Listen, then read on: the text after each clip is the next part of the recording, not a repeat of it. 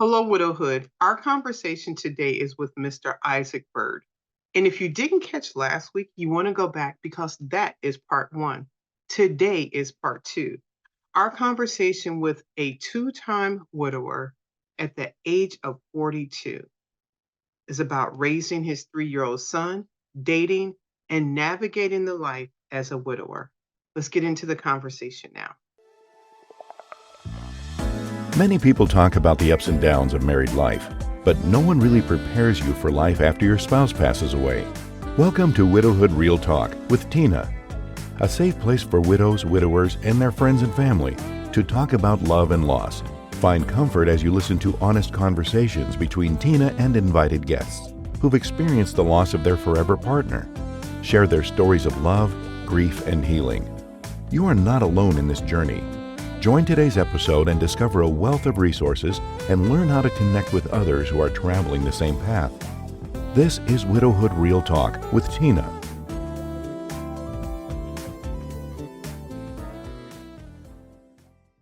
Hello, widowhood. As we ended the last discussion, Isaac was welcoming enough to come back and do part two. It's not like I drove all the way to Maryland and shot him down and everything, but he was gracious enough to join us for part two because there's there's so much to talk about. I mean, we barely got through that, and everybody wants to know what dating and parenting. But before we get into all of that, like, how did you get on TikTok? Like, what drove that? Being lonely and being in the middle of a pandemic, having a child, and needing adults or some type of connection with the outside world. You can only watch so many movies. You can only, those kind of things. So I just was like, okay, I'm gonna, we're not going outside right now. So, that was kind of what it, and I was like, oh, let me see what this TikTok thing's about. And that helped me build a community in a sense. TikTok has become a community. And then I was like, well, okay, I guess got to interact with these videos. And then I never intended to build, like, oh, I'm gonna have this huge platform, and I'm gonna try to go viral. Because I don't care about none of that. Like, somebody commented one of my videos the other day was like, imagine trying to go viral and just trying so hard. And I commented back, viral is not a part of the goals that I have in life. I was like, the rest of y'all think that, but no, like, so TikTok became just like a community, and it was a way to connect with people. I've connected with several people that I've done music with now and other things like that. So TikTok has just been, it's really been a level of therapy for me. As a matter of fact, even I talked to my therapist about it, and it's a level of therapy for me. And it's just been there. And then from that, on one Tuesday night, I was making tacos in my kitchen. I turned on some music and this is finally when I could go live, back when they were real hard pressed about you going live. You had to have at least 1,000 people or something like that. So I finally went live, and I just turned my camera on, and I think my son, no, he probably was already in the bed, but turned the camera on, I'm cooking, making tacos, and a couple people joined, and that's been the thing for like 2 years now, like Taco Tuesday. So are you literally still making tacos every Tuesday? Or are you buying them someplace now? Has it evolved? Okay, so I still make them sometimes. I do buy them, but because of my living, or the way I was in my house back in Florida, and then changing, and like now my setup's completely different. So the cooking part doesn't happen anymore on Taco Tuesday. But I still, for some reason, I guess I really like, I don't know, on Tuesday is like, I'm trying to get something Mexican or make it, it's just, so that's my thing on Tuesdays. And so that's how, over the time I developed a community on TikTok, and it's been really good. Like, I haven't really had any issues on TikTok or anything like that. It's been pretty pleasant. And that's how I met you. It is. And I wanted to kind of expound on that for someone So they hear TikTok is teenagers, or it's people gyrating on the screen, or it's doing all this other stuff. And you talk about going live.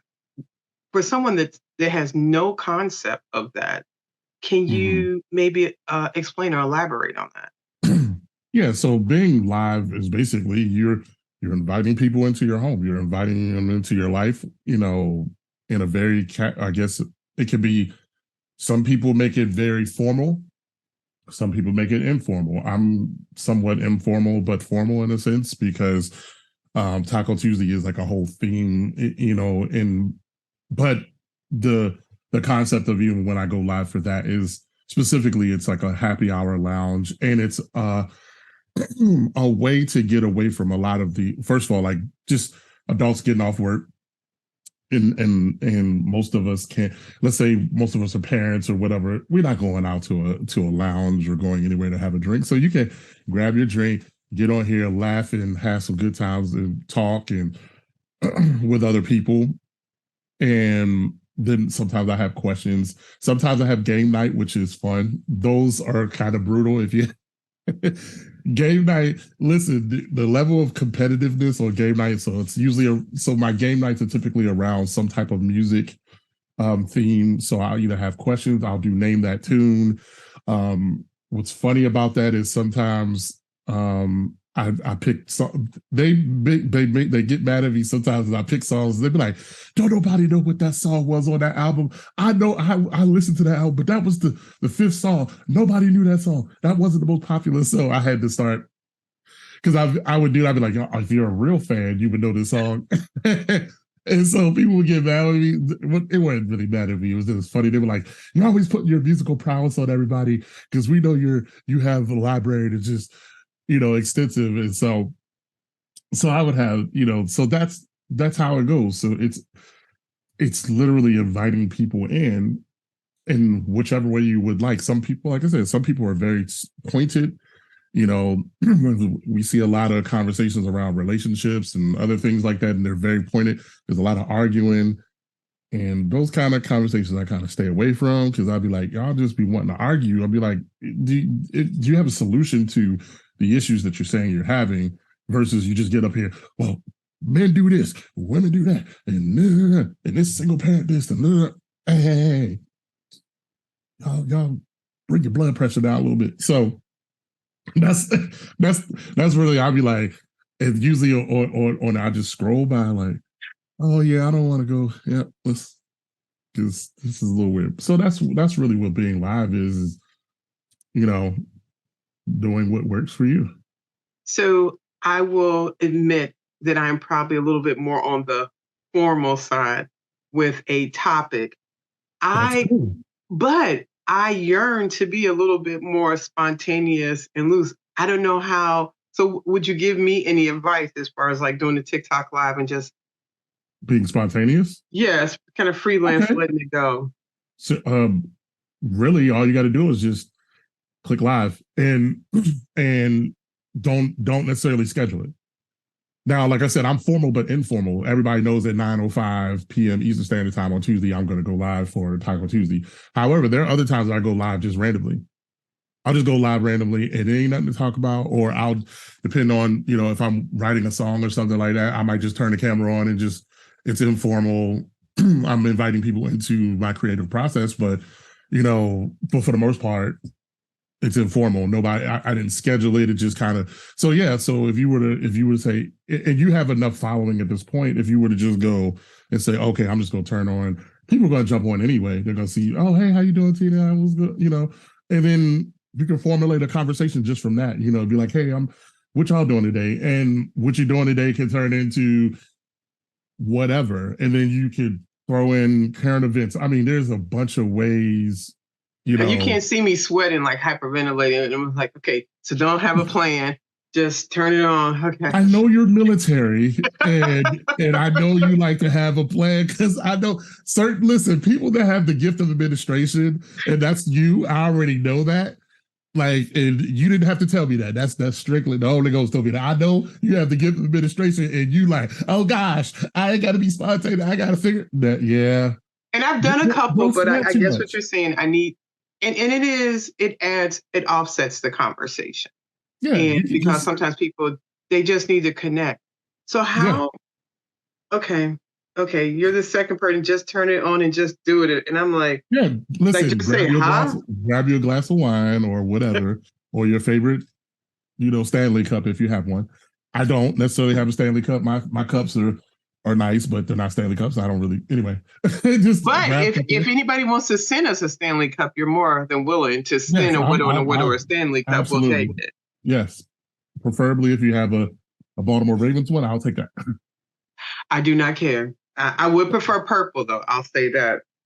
So, pandemic, yearning for adult company, and raising a Yeah. child. Whew. What is single parenting advice comes to mind that you wish you knew that you did? Wish that I knew that I didn't. Hmm. I don't know if this is something I wish I knew that I'll say this. Anybody that, and I know there's a lot of conversation across a lot of platforms around single parenthood and specifically around single moms. Now, I've never had a disrespect for them, or I've never had an aught with people that that are single parents. I've never had a problem with women. I've been in blended families, so that's not an issue for me. What I will say is this: as a single parent, because I was pushed into that position just because I lost my wife. I personally don't understand how people willfully do it by themselves on purpose. And what I mean by that is, that the other party's not going to participate and you still want to go through with it. And I understand, and everybody's conversation is not, oh, because they don't believe in abortion. That's not the conversation, honestly. Like some people just, I don't know everybody's situation, but to willfully want to do it like alone and not want the assistance of the other parent is a little concerning to me, just because there are so many nuances. Like, as a father, I can only be a father, and I'll tell anybody that don't. I am not his mother and father. I'm not. I am his father. That's all I can be because that's who I am. Right. And I understand, even as a father, I can also see the lack of him not having a mother, or the things that are missing from him from a certain level of nurturing. Now, am I a nurturer? Sure. I have my own ways of nurturing. Is there some things that I've had to be stretched in when it comes to being a father or a parent in this situation without having his mom around? Absolutely. Am I I don't think that I would necessarily say that I was just some hard nosed parent anyway. Like, but I do see that there's just a level of having to be more attentive on the care side of certain things that maybe your wife or partner or whoever would have picked up on, because let's just say that's the role that they played when it came to parenting. Obviously, I don't have that, so therefore, guess what? I have to do it all by myself. And so I personally just don't understand anybody that just wants to do that by themselves, like without a willing participant, because I do believe there's a balance as parents for children. Some people may not agree with that. I know there's conversation going on I've seen recently in the last week or two. Was like, I've seen some creators like having whole lives on and talking about, I don't agree that it just necessarily you need to have both parents, because if one's toxic or the other. Okay, I'm not talking about the people that are unhealthy, but I would think that a person that wants to have a healthy child or raise healthy children and to be in a space where they are healthy, good, citizens or people when they grow up that you're trying to raise, you can see the benefit of having a balance of both parents being involved, and in such a way in which it can help mold that child to be someone great. I'm not saying that you can't do it alone. I'm just saying that I don't know how you would prefer to do it that way. And some people can take that. I know people will get upset with that, but listen, I just don't understand it. Like I've had even these conversations, even on my responding on TikTok to certain conversations that are happening on some of these reality shows and things like that. And I'm like, you all don't understand. These people are being paid to sell you these dreams, and you're trying to live a life like theirs, and that's not healthy what they're preaching to you. And you have to be intelligent enough and smart enough to say that's entertainment and it's not reality and I don't live in their world. I don't have nannies. It's me. I'm the person taking care of this child. I'm the person that's got to feed them. I'm the person that has to get up and go to work. I'm the person that has to, when the diaper needs to be changed. I'm the person that has to make sure when they have a fever that I'm up with them and I'm making sure that they get the proper fluids. You don't have all this stuff that these bells and whistles these other people have. So stop using their life to try to mold yours around, because it's not real. Or at least it's not real for you. It's real for them. But they also are doing things at the expense sometimes of even being a parent to their own children. And that's a whole other conversation I could get into. Well, I'll stop it right there. No, what I hear you saying is, in my version, it takes two people to make a children. It takes two people to make a child. And Absolutely. if it takes two people to make a child, then that child may benefit by having those two people in their lives to help them become the person they could be. And there are situations where that does not work, because such as yours, where the spouse is no longer here, or we found out later the person was different than the person we thought they were. And for all those reasons, but what you're speaking to, you are overwhelmed. Everything has to be done. This is not something you would have chosen to do individually without having the other parent involved. And that's your story.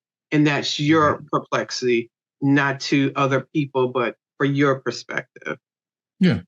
I wouldn't recommend it. I'll say that. I wouldn't recommend, hey, I'm pregnant now and I just want to have this kid, and then without considering, as the word of God would say, count up the cost. Okay. I personally, when I count up the cost, like I'd be like, ain't no way I would do this by myself. Not purposely. Not like, oh yeah, I just want to do it because now, do I love children? Sure. But I just still value that with both parents involved, because I feel, again, I believe that there's a balance that the parents contribute to each other. And men and women, fathers and mothers are necessary. That's just my belief. And people, you can feel how you want to feel about it. My belief is fathers and mothers are necessary. There's a component as a mother that's necessary, and then I believe there's a component as a father that's necessary.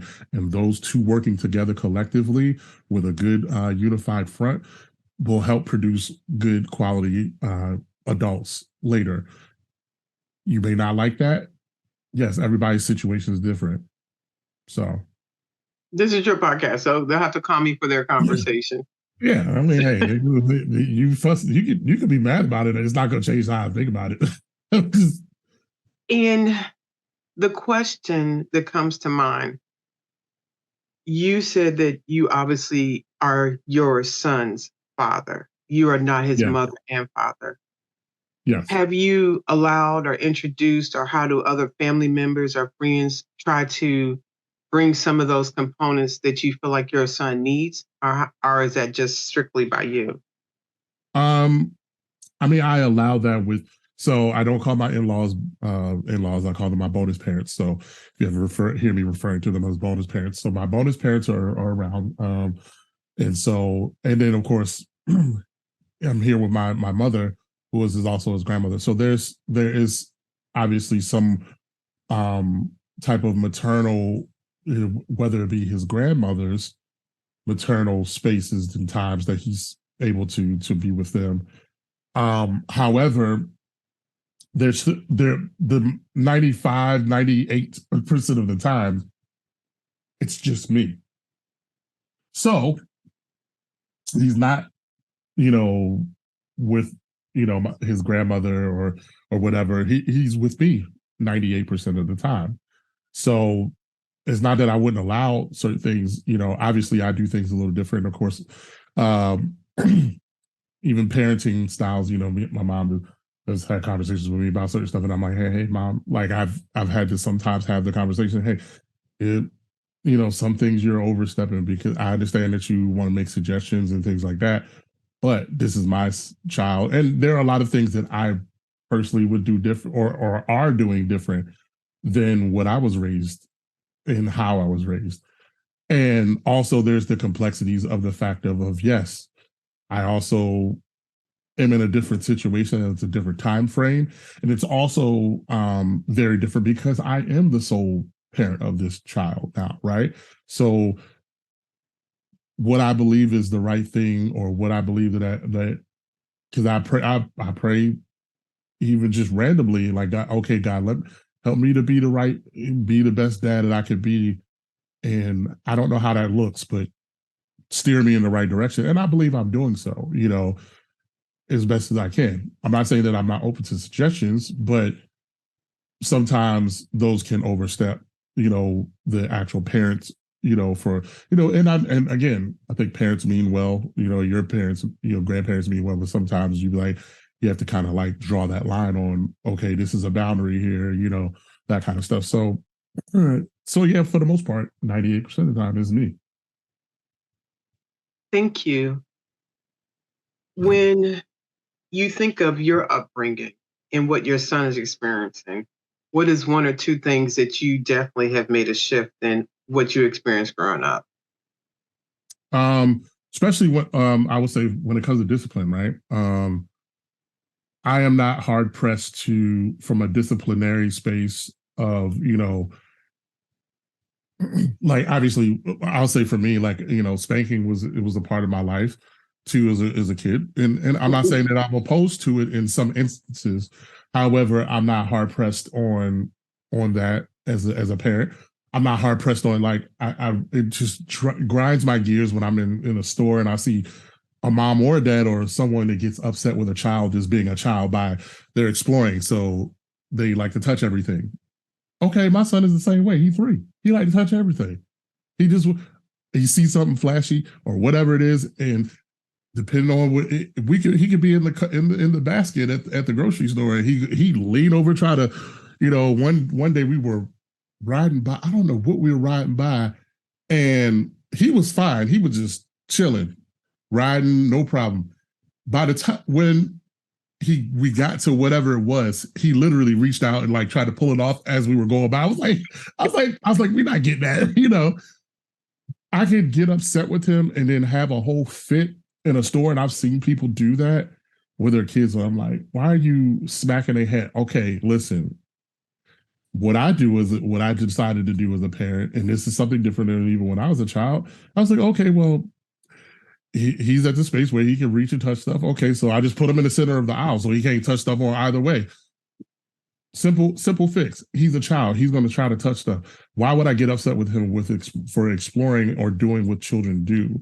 So it's things like that I don't expect a 3-year-old to sit in one place for a long period of time, paying attention to one particular thing or doing what I asked them to do, because again, they're children. He's going to move around. He's going to be antsy. He's going to be like, what's that in that corner? I don't really know why that's there, but let me go find out.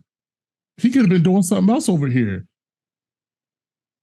Why would I be upset with him for that? So that's like one particular thing that I see that I know I do different, because I ain't like that. Like, I remember that as a kid, it's like, oh, don't touch that, don't do that. And I get what you're saying. Now, the other side of it from a disciplinary stuff. Now, when he goes and he's went to touch the stove and I'm in the middle of cooking or something like that, like, now, hey, I don't want you to burn your hand. So I might tap you on the hand and say, hey, but what I do is I strive to do something that I don't remember having. And I get down to his level and I say, hey, and he's 3. He doesn't have all the sentences and words, but I've never talked to him with any type of baby talk or anything. I don't believe in that. And I get down to his level and I'll stick down to a knee and I'll say, listen, dad doesn't want you to touch that because it can harm you. You can hurt yourself. You can burn yourself. And then I'm like, we don't want to go to the hospital. We don't like hospitals. Are they necessary? Sure. But, so I have little conversations like that with him when I do something, especially if I have to like tap him to get his attention because something you're doing is dangerous. Like he's at that point where he can unlock a door and open a door. And, one day, a few weeks ago, about a month ago, he decided he wanted to try to go off the back patio door. He was playing around, but he was just trying to figure out stuff, and he figured out how to unlock the door. And obviously the alarm didn't go off, but it just notified me that the door was open because I was like between the patio and the kitchen, which is like right next to each other. And, I had to like immediately grab him and be like, hey, hey, hey, hey. And I sat down, went down. I didn't like, do anything to, I didn't do any spanking or anything, but I sat down and I grabbed him. I said, hey, son, that is very dangerous. You do not work all open doors without anyone, never without me, never without, unless you see your grandmom coming in or something. You do not open doors. It's not, and I had to have that conversation. Has he done it since then? No. So I think, again, for me, those kind of things, I probably would have had a belt to my butt, and I wouldn't have had an understanding of why I shouldn't just, you probably don't want to do that again because you don't want to feel the belt to your butt. Versus my thought process is, let me have a conversation with him on why he shouldn't do it and how it's dangerous versus spanking. And then just like, well, are both of them effective? Do I think that the other one was more effective than the other? I think that the conversation is better in a better situation to do, because he can have an understanding, even at 3, this is something that is not a good idea. And daddy's telling me why, and I should listen to what dad's saying. So That's those fair. are things that I spend more time talking to my son. As a child, I didn't, as much as some may not like that, my parents and I didn't have those we didn't have conversations very often unless there was some type of disciplinary space going on. And to me, that makes it very difficult to like our relationship. Although I might love you and you love me, there's a level of, you don't really know who I am, that I don't want to be that with my children. And I tried my best to do that, even, and it's not an easy thing, because I'm like, I didn't see that, but I'm like, okay, I make the effort to be like, okay, I'm gonna make sure I sit down and talk to him. And if he's sitting on my lap and we're watching, and I'm like, okay, so tell me about what's going on Paw Patrol right now, like, and he might not completely understand the conversation right now. And then sometimes he's like, oh, that's Chase. And I'm like, okay, that's Chase. Okay. And I know that's Rubble over there. Okay. And he's like, that's Zuma. And we have these moments. And I think, to me, those are the things that I think all of us should, we should try to do that as parents. So Isaac, that is beautiful. What do you think is different about you now than before you became a dad? Or do you like to be called a father, a parent? What is your term that you like? I'm father. I mean, I'm dad too, but what's different about it? I mean, what's different about you? Well, I'll say this time around, because I have a 17-year-old that's about to graduate high school too. So, okay. But I will say, like, because my daughter is about to graduate high school, and I think about that every day. I'm like, Jesus, I'm getting old. Anyway, I'm about to say, I didn't think. I'm like, we talked about a 17-year-old. You like just slipped that in on me, like right now. I did. I feel like I need coffee. Like I ain't been paying attention now. I'm like, hold on for a second. It's okay. What we talked about. Well, I think in the first part we did touch on it. Sorry, daughter, and congratulations on graduating. Yeah, I'm like, ooh. So overall, what is? So let me reframe that question. Package that. What is different about Isaac being a parent than Isaac being single or without children? Oh, we ain't got enough time for that. But give me the top 3. No, yeah. So I would say that obviously it's life is definitely no longer about you. And I would say definitely this time is very different because, well, this time is different because I was married at the time when I had my daughter, but then this time, his mother's gone. That's a whole nother world that I didn't expect, and I didn't know how I was going to navigate. And I'm still learning how to navigate because every day is different. but and I would say just I have another level of respect. I never had a disrespect for single parents, but I have another level of respect for parents that do it on their own and have had to for whatever reason. I have a different perspective. My rose-colored glasses in a lot of aspects is gone in a sense because now I've been pushed into something that I didn't think that was going to be required of me. And, because again, I think when I look at it, it's like, okay, mom, there's a mom aspect, there's a dad aspect, and I'm here to pull whatever weight I need to pull, and I think there's a balance. Then I didn't have I don't have that necessarily balance at the moment, and so therefore I'm a very different person. I've been so I would say that God has given me a level of patience. One of the fruits of the spirit is patience and or long suffering, whatever and I've always had I would say for the most part over the years as I've grown as an adult, my level of patience, like sometimes my wife used to get mad at me about it because she'd be like, "You're just a little too calm for me about." So I'd be like, "You're the hysterical one. You're the one that is a little bit more excited." I said, "One of us got to be the one that's got to be like, super chill," and that's me. So sometimes that is not always a good thing in some instances, I guess. But I was just like, but my level of patience has taken me through a lot of things that allows me to be in a space where I can, you know, be very level headed. And I think in this situation it does because yeah, I have to be very patient. I don't know everything. I don't get it correct every day. There are times that even even as a parent where I've had to like, you know, my son was matter of fact, I had a couple of times where I thought my son did something and my mom was the person that did it. And I was like, and I had to go back. I've I don't remember ever getting an apology from my parents for doing something wrong. I've apologized to my son. Hey, I corrected you on something that wasn't you. And I apologize because I got on you about something you didn't even do. And some people can look at it and be like, oh, he's 3, it ain't gonna matter. No, it does matter. Because I can say, hey, I was wrong. I got the wrong person. And if I can't do that with my children, then how can I do it out there in outside the door? So those are several things that I see that are very different about me from being, because like I said, it's not about me. Things that I do, the decisions I make has to be, I have to keep him in my daughter, and my daughter's obviously more grown now. So she's going off to college. Those decisions aren't as heavily weighed on her versus my son now. He's with me 24 hours a day, and I have to. So if I make a decision to do something, whether that's a business decision to take an opportunity or whatever, all of those things have to I have to have him in mind when considering that. Those are fair.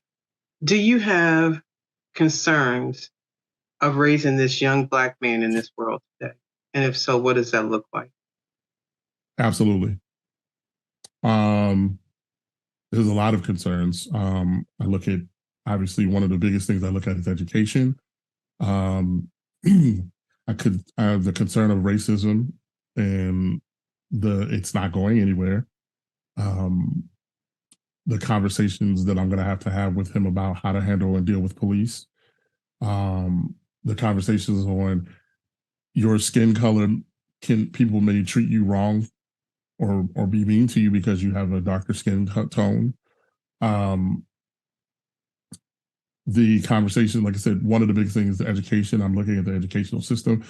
I'm also looking at the things with different things on gender identity and those things. And how do I explain that to them? I'm still trying to figure it out and understand it because it's every day I find like it's like something different with it. And it's like, okay, am I, can I, do I as a parent stay rigid to this is just male and female kind of, how do I have the conversation to help him understand what that is versus I may not teach you or model this particular lifestyle in front of you than what is out here when you go to school and other things like that. And so there's a lot of concerns as a Black man, who do you believe, even if they don't look like you? Are you okay? How do you trust them? Are you comfortable being around them? Like, I got to teach them all of those things because I'm pretty much a chameleon in a lot of aspects. I've been around all kinds of ethnicities and races and cultures. I've been and still to this day, business has taken me around a lot of things. I don't have an issue with getting along with anyone, but there are some people that I won't ever be around, and they may be part of some of those cultures I do hang around, and I got to be able to tell them how to decipher and discern who's good for you and who's not. So all of those things are very much a concern because it's even vastly different than when I was a child. And some of the I've dealt with overt racism, I've dealt with indirect racism, I've dealt with direct racism, even in the schools that I've gone to, and all of those things have all affected me and how I handle. And then I've dealt with it in the workplace, I've dealt with it, and people. I'm like, I think that I've been able to experience certain things so that I can share them with my children. But as a Black man, I can't. I mean, if you ain't concerned about your Black children, like that is a big concern because there's so much that they have to look out for. They can't just aimlessly walk through life without problems. And I don't think anybody can personally, but as Black people and African Americans or how people identify us, we don't get to aimlessly walk through. There is somewhat of a look over your shoulder consistently, no matter what the situation is. Doesn't matter where you live or how you move. That's a part of our culture that isn't necessarily inherently a part of other people's culture. I would totally agree.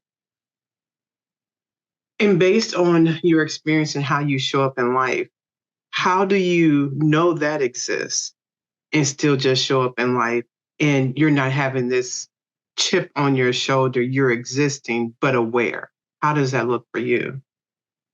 For me, here, although my catchphrase on TikTok is I'm really 6 feet in real life, that's a real thing. I am. I'm 315 pounds and I'm 6 feet and I used to be a former athlete. I'm a big guy. And that's intimidating in itself. Doesn't matter to, some people I've talked about this before, a lot of people don't know, even when I'm on a camera, I pitch my voice higher a lot of times because it makes the switch over. I do. Now I've done voiceovers and things like that and things like that. So, but I do. I'm sorry, code switching. Let me use the right word. It's not even really code switching, but I do pitch it a little higher because then sometimes people are more receptive because using my naturally speaking voice tends to. There's two things. Sometimes it's not as easy to articulate or because lower vibrations for people from a waves perspective, it's hard for them to hear, especially when it's coming across a phone or whatever. But the other thing is that that's more distracting sometimes. Some people, obviously, for example, Barry White had a really strong, deep baritone voice. A lot of people didn't even know, like Prince had a very strong bass level voice. When you heard him doing interviews, they were like, how does he sing so high? But those sometimes that's a little bit more distracting. So you're not listening to what I'm saying. You're listening to my voice. And then but how I show up in the world it's the same way, is that as a person that has a larger stature, there's a way that I walk very confidently, but there's also a way that I try to minimize my level of intimidation of how I walk when presented, because I don't want you to feel like you have to be on a high level of threat from me because I am a big man. Like I can't get rid of this. this I worked on this muscle and all this other stuff, and like these things as an athlete, I can't get rid of it, but it's a part of who I am. But how I show up in the world, I have to be very cognizant of that. And so I try to present in a way, or at least come from a space, I out in public, I smile, not that I wouldn't smile, but I try not to have the quote unquote, like the faces that I made on the wrestling mat or the football field. I definitely don't do that. Now, Are there opportunities or spaces in my life that I have to look like that? Yeah. I tell you, I grew up in Baltimore. I didn't grow up in, some like nice little picket fenced, subdivision with any. No, I grew up in a pretty rough neighborhood. So depending on where I'm at, I might have to walk with a certain attitude that says "Don't f with me" kind of thing. I'm not saying that, but so I understand when those things are necessary, where I can walk with more of a chip on my shoulder versus, oh, okay, I don't have to worry about, don't walk such, and because then you may not be accepted. So I think just understanding, reading the room, understanding what that looks like. When I walk into, I've been a member of a country club for years. When I walk into a country, I don't worry about that. Like I walk in, hey, Mr. Byrd, hey, how you doing? Yada yada yada. You going to play golf today? You get your usual kind of thing. Yeah, I'm used to that. But I'm also used to walking into a corner store and be like, I don't say nothing to nobody, and I'm looking around and my head's on a swivel, and I'm like, don't try nothing today, please, because I really want to go home. So all of those things are things that have to be done, and that's how I function in the world. Is just reading the room, understanding the environment I'm going into, and how that looks, and what does that look for me. That the corner store. Fond memories. I know, right? You go get candy the little times. Exactly. That's a thought. First thought. Candy. The penny candy stores. Yes. I used to be. I remember that. Not that I used to get a lot of candy because my mom and my dad did not play about the candy and stuff. But I'm like those kind of those memories. Yeah, we all have those memories. Exactly. If someone is listening to this conversation, or you meet someone and they're asking for advice being a single father, what comes to mind for you? Lots of prayer. Um, and even myself, like again, my prayer isn't necessarily some long, lengthy prayer. Most of my prayer is, God, okay, please help me be the best dad I can be. And I don't necessarily understand what that looks like. I would say it's coming from the space of you don't know it all. I think that's the most humble space you can be in as a parent. There is no blueprint to being parents. There is no book. Every child is different. Every child is, especially if you have more than one, you're going to notice every kid. And I've coached children, I've coached in high school, I've coached middle school and elementary school. Yeah, all them kids different. And depending on where they come from, what their background is, what their parent, what they have, and so every child's different. So that's my first thing. It's like, listen, be in the space of giving yourself grace and say, I don't know everything, and you're going to make mistakes. It's just that simple. You're going to do things that you don't even agree with. And then the thing is that forgive yourself for doing the thing that you didn't agree with. And then make adjustments to what you didn't agree with. Because like I said, you don't know everything, and give yourself some grace. Those are the prayer. You don't know everything, give yourself some grace. If you approach it that way, I think you'll be perfectly fine. And then of course, when you need help, ask for it. But that requires a community in order to do that. You mentioned earlier about your son, your mom, and the conversation where even at 3 years old, it's important for him to hear that you were sorry because it does matter. Which tells me you're aware of his memories and him starting to develop. How do you keep his mom's memory alive? There are times that I sit down with him and I sit him on my lap and I just scroll through pictures of me and mom together. And he's mommy. And so he's well aware of that. When he's at my bonus parents' house, we have a whole room and other parts of the library that's dedicated to his mom. And so there's a collective around that. But me personally, I sit with him and we just scroll through pictures on my phone or whatever and just show him different pictures of me and mom. So and then, I talk to him about it. And as much as I can, because it is very emotional. And I'll tell anybody that's probably one of the most difficult things to do is to talk about her while she's not here.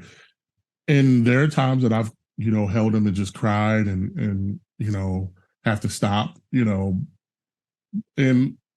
the last time we did it, I want to say it was a couple weeks ago. We were sitting out in the patio, and I was just scrolling through, and yeah, that part's the difficult part. I know one time we were doing his learning, and they were talking about saying "mommy" and "mama" and this that, and he lost it, Oh, and I had to turn it off, and I had to come down to his level and just hold him and just he the whole day I just had to really just be very extra attentive to him because emotionally and one time I was in the kitchen cooking, he was over there watching one of his cartoons or whatever, and he's like he turned to me and he said, "Where's mommy?" Oh, no, he said, um did he say where's mommy, or he asked, or he said, oh no, he said, "Mommy, where are you?" I don't even know if he was 3. Was he already 3? It don't matter. But he formulated that sentence like perfectly, like, and I froze. I was like, I texted my therapist and I talked to her later, and I said, I don't know what to do. I was like, he's like, "Where, mommy, where are you?" He knows, but he doesn't know, and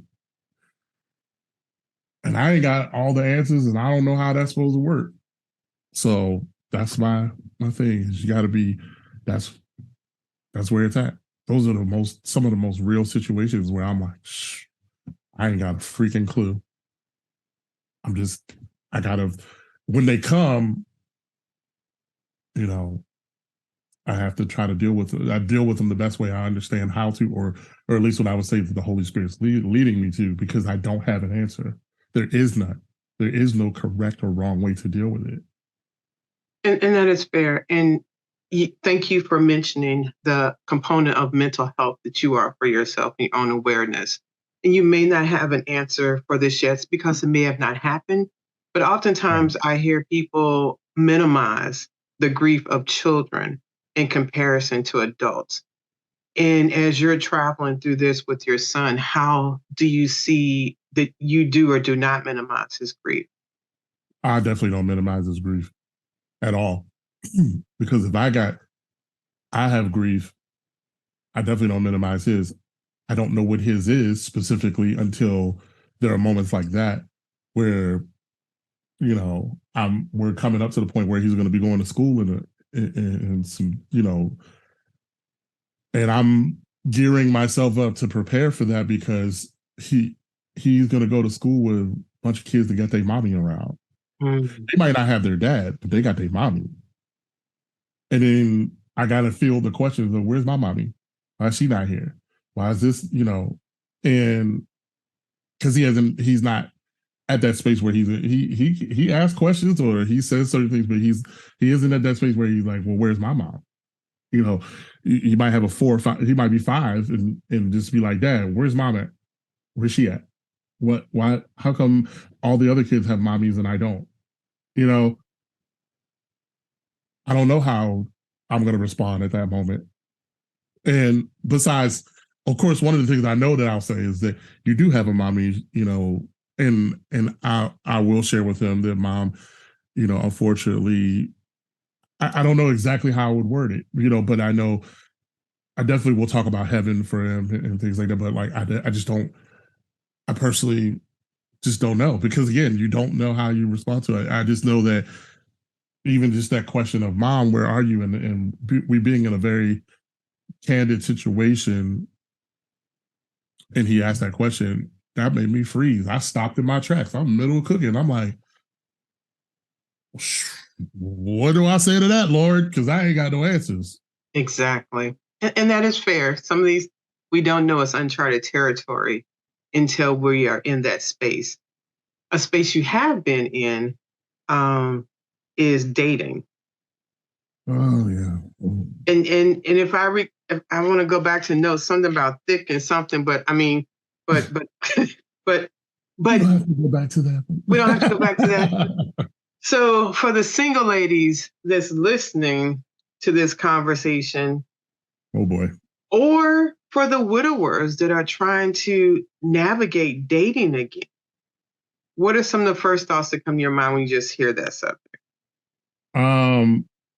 It is very as I tell you, as much as I like women and love a woman, don't do that. The challenge that comes along with it is um I'm like, now I gotta learn somebody else. Like That part. that's a real deal. That's a real thing. Like, because it's like me and my wife were best friends. Like, I could hang with that girl 24 hours a day, and we argue. We really never did. Like, we never, did we have disagreements? I tell people, every relationship has disagreements. However, I come from a relationship that was very healthy, and our disagreements never became shouting matches or cursing at each other and things like that. And I don't believe in that. And the moment I see you do that, we not even it's not even nothing to talk about, because I find that there's a certain level of respect that we should have for one another as adults and as men and women. And I personally I did that early on in my early adult life. I've already been through that stage of, we trying to go back and forth over a disagreement, and one of us is trying to win. I'm not in competition on no, if there's a disagreement, let's sit down and have a conversation about it. Why you don't like certain things, why I don't like certain things. Let's come to a compromise and agreement of compromise that works for both of us, because it can't be about one person or the other. And if you don't have that level of maturity, I don't want to deal with you. So my cutoff game is very, very, very, very, very easy. Like, or very quick. Like, I'll be like, oh, you gotta go. So that is one of the things is like, okay, now that it obviously out the gate, that was the first struggle. I was like, oh God, I gotta learn somebody else's. Come on. That is, I'm giving it to you as raw as it is. I was like, Oh no, you made me think about when my husband died, and being back to my military self. They say hello, and I have like 6 questions. Please tell me about this, da da da da da. Because I want to know. And my sisters were like, that ain't how this works. You yeah, have because to you can't take go in an time. interrogation special. And that is exactly how I approached it, because I was You had an you was over there putting the back of the bed in the corner over there yeah, to the good Lord. but You thought you were on first 48, didn't you? I learned, and this part I despise. It takes time just to get to know somebody, and you cannot rush it. But Yeah. also like you, my cutoff game is strong, because I believe dating was an interview. Okay, I don't have to hang around because I know 75% of this don't work, but he cute. And it's like, don't nobody had time for that. Like, I was 51. It was like, and Yeah. also I was not dating because I needed no sugar daddy. I need nobody to take care of me. I'm good all by myself, bro. Like, Right, they were right. like, no. So if you get to be with me, that would be a benefit to both of us. But Right. and so that idea of taking time to get to know somebody and invest and make yourself transparent, and only to find out not it. But sometimes as you go on, it looks right until you find out that it no longer is. And Yeah. so I can definitely relate to that. But I'm definitely a proponent of, when it's not working, it's not working. It's fine. You may work great for somebody else, but you didn't work Yeah. for me. So I'm not going to waste our time. That's fair. That's a very fair statement. I think that's one of those things that, like I said, when it came to, I was like, oh, I gotta learn somebody else, or, you know, and then the other side of it too is like, I was like, okay, this is gonna look different because now I'm a single parent, and now I got to figure out, well, how does that work? And then I'm like, okay, you know, so the first part was just getting to the point of, okay, and let me see if I like just dealing with women in a sense where, okay, like I'm not necessarily jumping in head first to try to date, to get into a relationship, to get, all that stuff. It was just more of like, let me just see what it's like to interact with another woman that isn't now, because I'm having to I think people, I'm throw this in there. A lot of people don't understand that we have to reprogram ourselves to believe that we're single, and I think that's what a lot of people don't understand. I'd be like, yeah, Okay, so okay, no, we'll have that conversation. That is a good place to go with,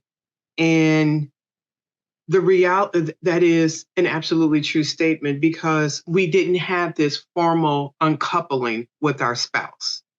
We didn't go through a right. divorce, a separation. We didn't have this situation in our marriage that caused it to disintegrate or to separate, where there Right. was the abuse or other things going on. We wanted to still be married to this person. And one day we went to bed, we were married. The next day we went to bed, and they're no Absolutely. longer on this planet. In our mind, we are still in this covenant bound relationship with this Right. person that within a minute, they're no longer here. So, first, we are trying to understand how we say our name by itself, how we make Mm-hmm. individual decisions. And I think that's an excellent point, because if somebody's, from me, I could not comprehend trying to date and give somebody else space in my life till I worked my way into that. I don't know if it'll always be through, but for the most part of it, to realize Yeah. I'm not cheating. Mark is no longer in this world. And I'm gonna Yeah. let you go from there if I hit anything. Yeah. Yeah. I mean, theoretically, now that part I didn't. Obviously, the death to you part thing, I understood that on the from a, oh, I'm not cheating on them, but it was just the aspect of, do I want another woman to touch me? Do I want to be, as much as I want that kind of thing? Do I want to even deal with that part of it? Do I want to deal with, are they going to be okay with my emotions, and are they going to respect where I'm feeling? Or if I don't feel like dealing with them for a couple of days, are they going to walk away? Because there's a lot of different, because as a widower, or a widow yourself at a time, you don't want to deal with nobody. There's times that, and I love my pastor, because you know there are times that he would I would tell him like what I was. He's like, and he was like, Isaac, go home, close your door, and leave people alone. You, Mhm. you know, and I'm glad that I have people around me enough, and even and the good thing is, I hate saying the good thing, but it is like, because I've gone through it now twice. The second time around, I had certain tools that I was like, oh, okay, I already know that I'm like, somebody's going to set me off if I deal with it. So I would take myself home. I'd be like, okay, bye. I'm gonna go on to the house and lock myself in the house, and just don't mess with people, because any little thing is gonna set me off. And people, so then you have to come to grips with that. Okay, how does that work in a space where you're trying to get to know someone? Like, hey, and it's a heck of a challenge, because everybody isn't mature enough to deal with it. Then you get to dealing when you start talking to people, and they're like, well, you know, and me, I'm a very honest person. I'm a very straightforward person. I know there's a lot of conversations around the dating pool and how this is this, and people not being truthful. And I don't do representatives. I'm not a representative. I show up as my authentic self. I've learned how to become my authentic self. And if you don't like, either you're gonna like me, you're not. Like, I don't have any gray areas. Either you like Isaac or you don't. And for me, when I show up and it's like, okay, well, you like a person, and you get into, and you may share that you're a widower or whatever, and they say certain things and then be like, well, I'm not going to live in somebody else's shadow. I said, you can never be them. And then I'm not trying to make you them. Like, there are people that jump to that conclusion. And when they jump to that, my antennas go up, and I'll be like, yeah, this probably ain't going to be a good person to deal with, because you've already assumed that you would be in a role or be replacing someone that is no longer here. You can't be them. You know, I've had people say some of the most egregious stuff, like, you know, because a lot of times I would just leave off that I would just say that I was a widower, and I would just say that I just, and then depending on how deep in conversation or where we got to a certain point, I think what I've had people ask, what was your relationship? Because some people, I don't know. I guess some people want to know certain people's history, complete relationship history or whatever.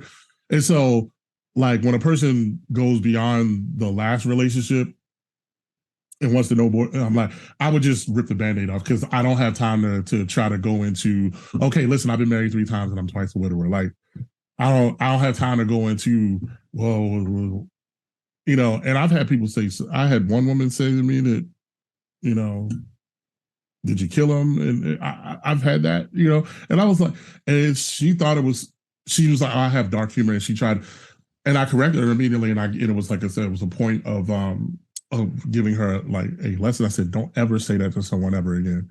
I said that, and she backed herself away. She said, you know what? I am such a jerk. And she's like, I don't even deserve to talk to you because she was like, you could rip my head off, and I didn't, because it was a learning point. I was like, dark humor is. I was like, I said that says a lot about who you are. If you think that was dark humor, there's nothing humorous about losing someone. And I get it. I understand that there are men out here that have lied and said, oh, they lost a spouse or baby mama or what. I get that. Those people are weird and they're crazy to me. There is a level of mental problem you have if you're gonna lie about losing someone you love or loved at the time and use that to potentially gain sympathy or to manipulate how you are moving in the dating market. Like you have to be a pretty sick person to do that. I wouldn't wish what I've experienced on my worst enemy or any enemy for that matter. And I don't have no enemies besides the devil. I'm just saying, like, I wouldn't wish that on nobody. And so those are the challenges when you get out back to it, because it's like, it's a valley of unknown. I was, okay, well, I was single before, but now I'm single with a child, and then I got to explain it. Or then when say, before you get to that, oh, you have any children? Yes, I have children, I'm a father, I have a toddler or infant at the time or whatever. And then they'd be like, well, and then the question is, well, where's mom? Oh, she passed away, and then you can tell people's like attitude change depending on the situation. Some people are like, oh, let me find out more, or they have a level of grace or compassion. And then you can tell that there are other people like, I don't know. Like some people, I just feel like you can just see the shift in how a person responds to you in those things. And I can't really put a pinpoint on it, but you can just tell. Okay. Well, at least if you're paying attention, and obviously you have to have your antennas up because that kind of thing. So yeah. So have you overcome the concept of wanting to be touched by another woman? And if so, what did that look like for you? Yeah, no, I definitely have overcome that. And that took time to just be okay, realizing, I think, is that we all have that recognition as widows and widowers, like there's that space where you like, they ain't coming back. And you're like, they're not going to be here to touch me anymore. They're not going to be here to hug me and kiss me and things like that.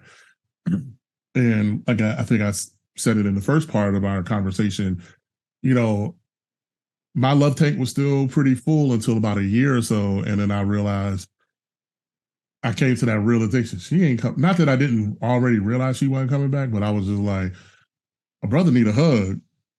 And, I've had people around me that were, even if they were just friends, of people that would just be like, I need a hug. Like, and one of the things at my church at the time, one of my brothers there at the church, I can't remember exactly what it was, and I don't know where drove, but he had gotten to this point like, hey, every week we would just start to give at least 3, 4 people a hug.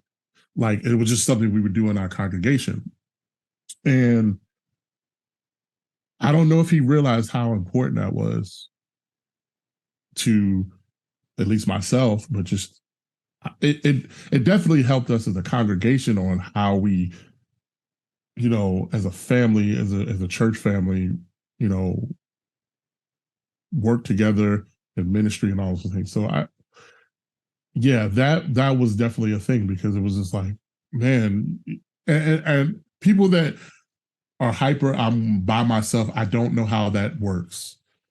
Like where you don't feel like, even if it's just platonically, you don't feel like you need the human touch is a very, very strong It thing. is. And I believe that God really, he never created us to be alone as people. Get outside the whole thing with Adam and Eve as far as the garden is concerned. But I believe that overall, God didn't ever want us to be alone as humans. Therefore, the human touch is a very, very important thing. And I think a lot of people that you have to ask yourself, well, why would you don't want to be touched by any? You don't want to like hugs are great, Yes. And I'm like, if you don't want that, that would be concerning me. Like, what's broken in you that you don't want to feel that kind of thing? Like I said, whether it's platonically or romantically, why wouldn't you want to feel that?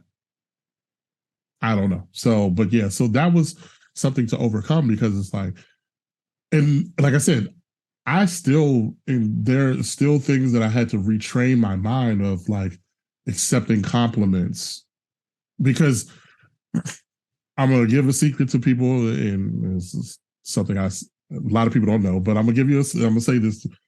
I am the master, and I'll say master, but why you lean into Plus, I want to hear everything. Okay. The girl wear hearing aids. I wear hearing aids. I want to make sure I got it all. Turn up the volume. I'm about to get a stick of gum, drink some tea, everything all at the same time. But I am. You leaned in. I did. You're right. I am the master of redirection. And what I mean by that is because of my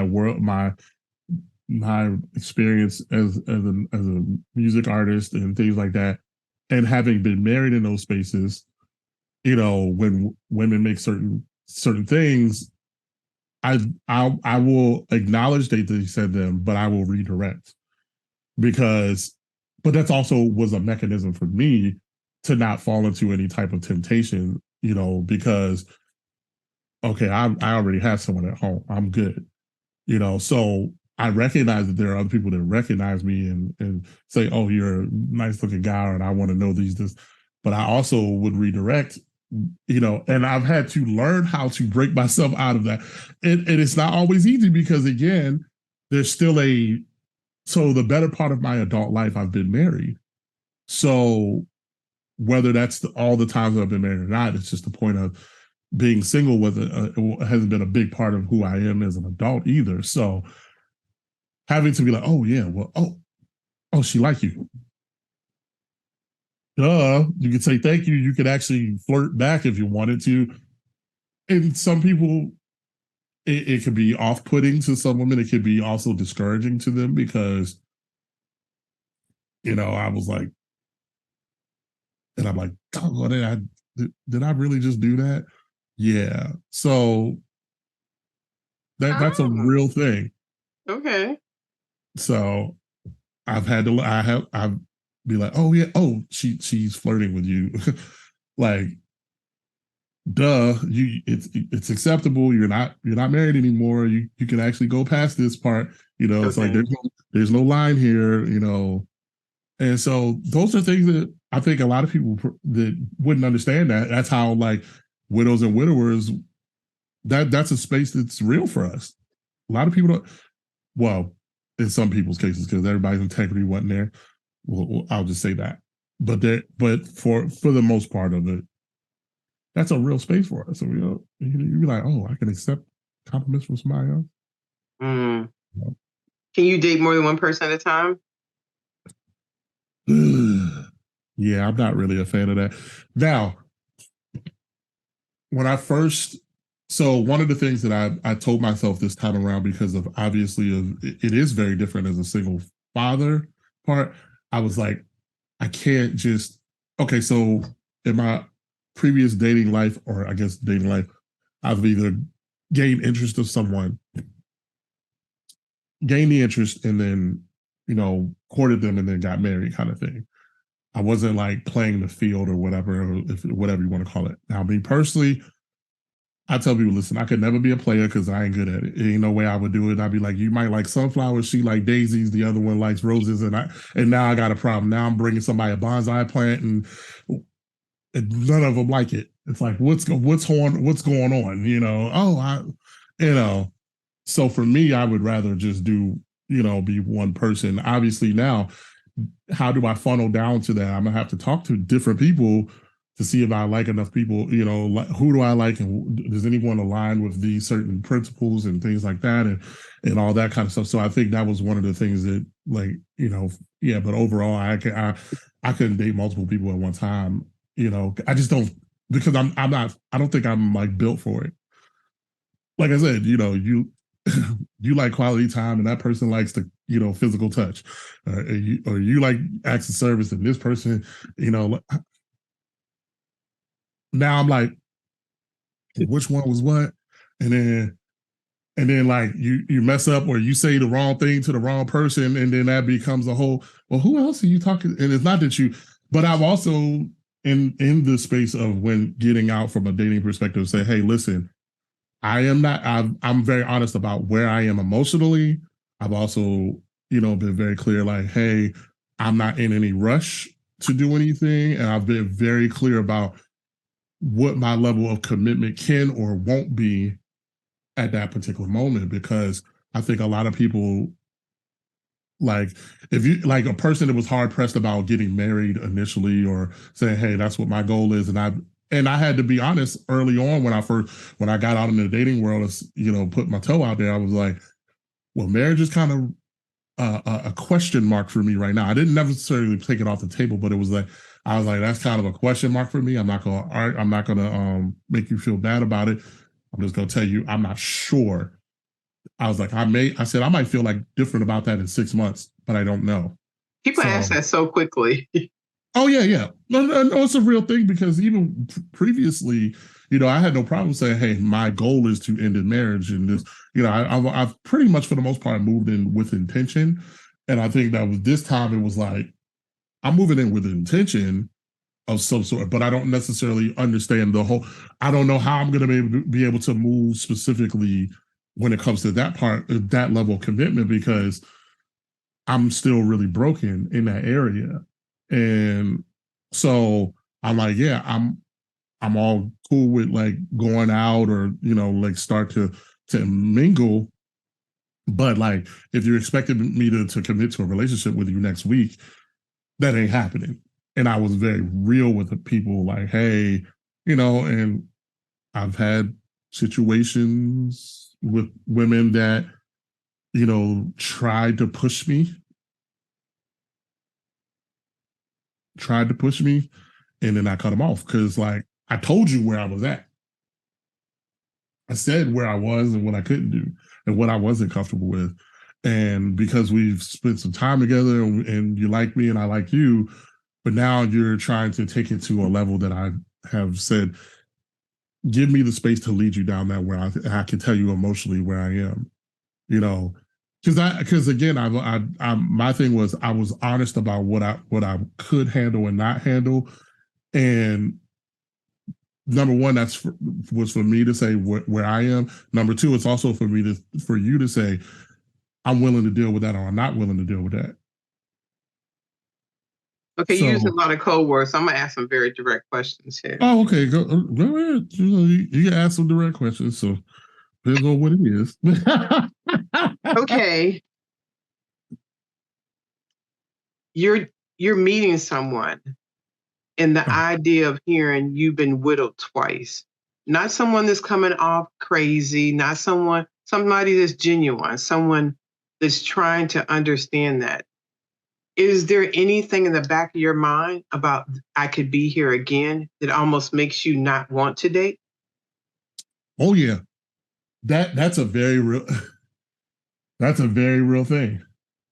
Like, so part of it, so there's that, like I had come to a grip, so that I talked to my therapist about it at one point. I said, listen, I said, I think I have an unspoken fear of marriage again because I don't want to be a widower again. And then I was like, I don't know if I want to make somebody a widow. Like, because you start to, I think what people don't may not recognize, and I'm gonna share this with the people that are listening, is that your concept or your thought process around your mortality becomes more real the moment you lose someone that's very special to you, or just even if it's a family member, but your mortality starts to.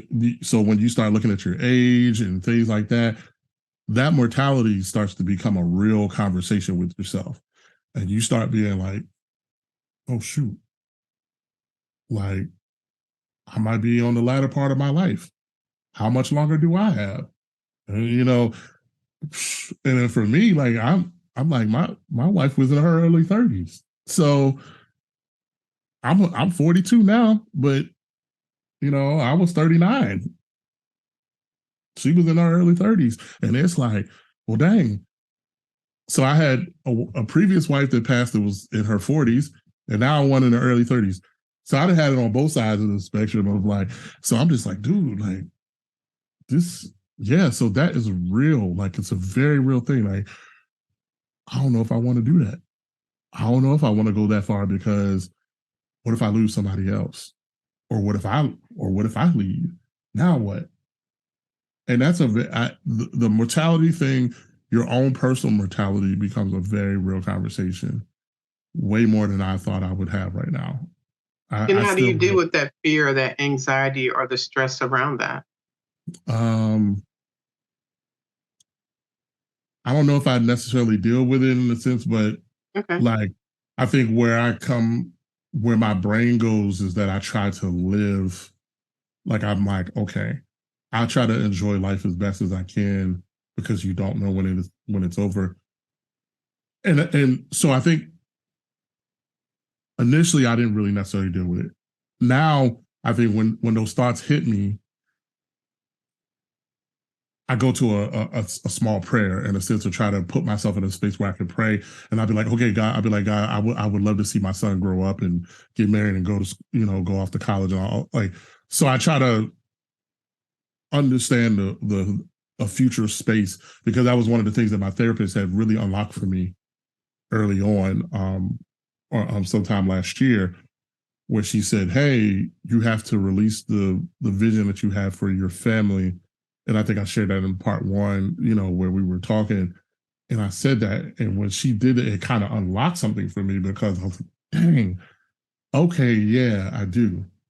Um, and so I think that's where I'm at now. So like when those things come around, I'm like, okay, God, like I just, I want to be able to see my son. I want to be able to, I, I I know you gave him to me for a reason, so I need to be able to be here. And so those are things that kind of I believe offer some type of comfort for me in that space. Thank you. And speaking of your son, have you determined how soon or when in the dating experience you would allow someone to meet your son? Okay, so I don't think I had a determination of it. Like it's been more like I had I am of the belief system of if I don't think you're gonna be here, if you're not gonna be here for the long haul, I'm not letting you meet them.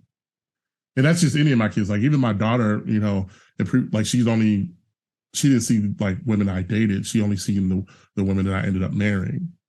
Even though me and her mother divorced, and you know, there was some level like the only time like the other time the times that she's around, she was around people that I intended or did marry. There was only one, I think there was only one other woman that I intended to marry that she was around that we didn't end up getting married, but that was the like if that wasn't the intention and they weren't going to be for the, I don't believe in bringing people in and out of kids' lives because I think that can be damaging to them.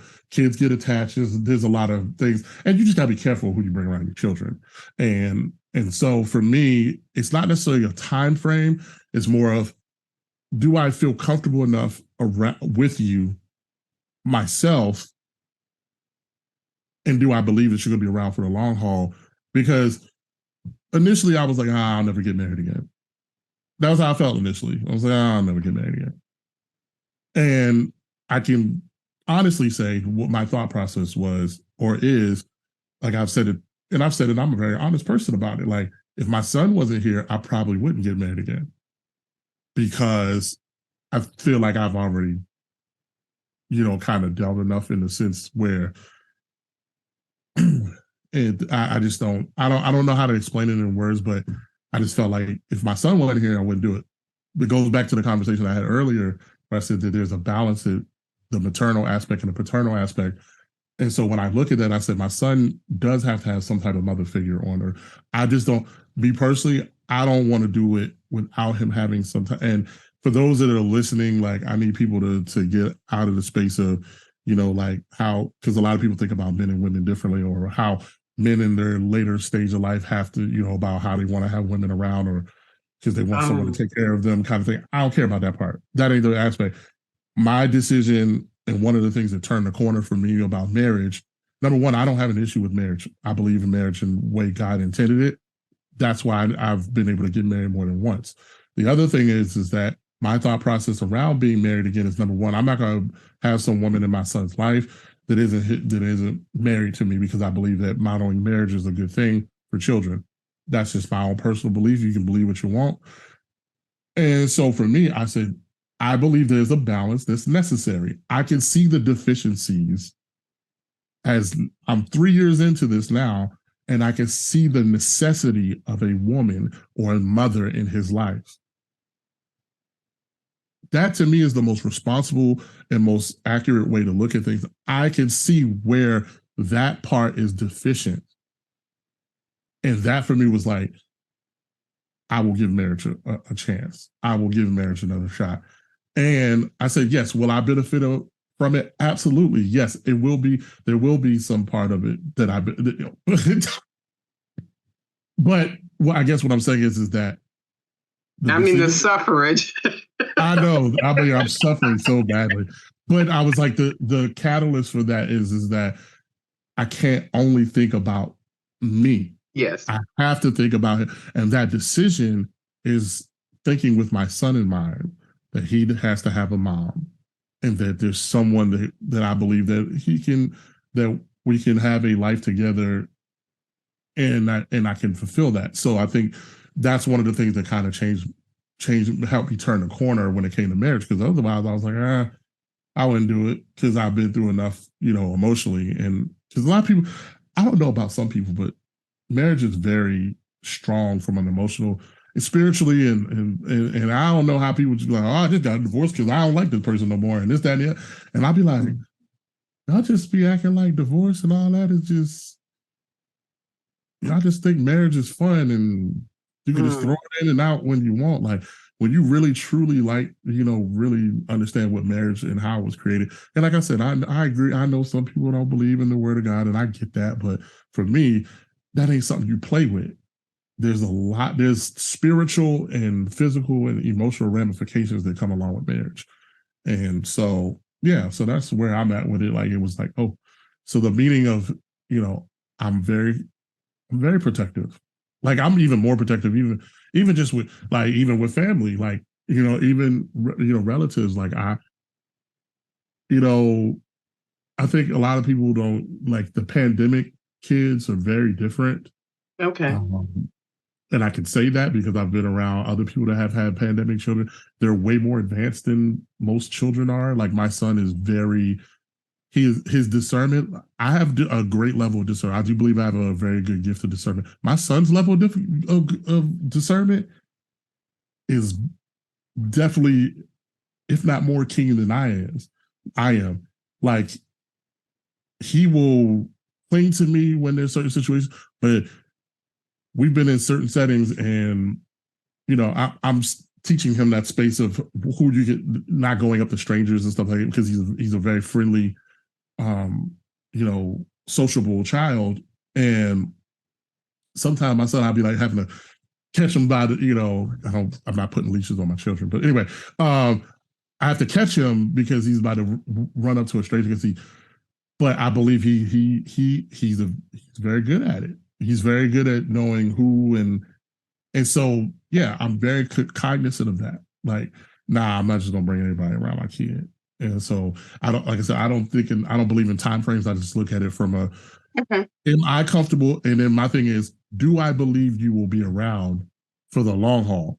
Because if you're not, I'm not bringing you around him. He already has a wound and a scar that is still ripped off. I don't know how ripped off it is, but I know he has a wound. And my job as his father is to protect that wound and continue to clean that wound as long as I need to. Probably I won't never be able to fully clean it. But my thing is that there's a wound that he has that says, I don't have my mother. He knows who his mother is, but he's never tangibly seen her. He's never touched his mother physically. That's another part of it too.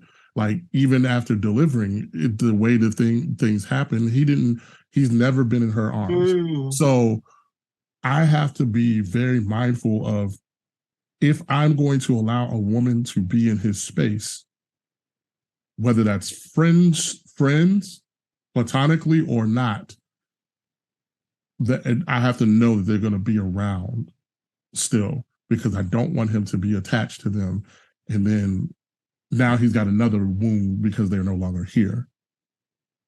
So that's where I'm at, is like, I got to be comfortable and I got to believe you're going to be around for a lifetime. And I think that's how every parent should be in general, that you believe those people, you're looking for those people to be around before you bring, because interacting with children is they are the innocent ones and you got to protect them.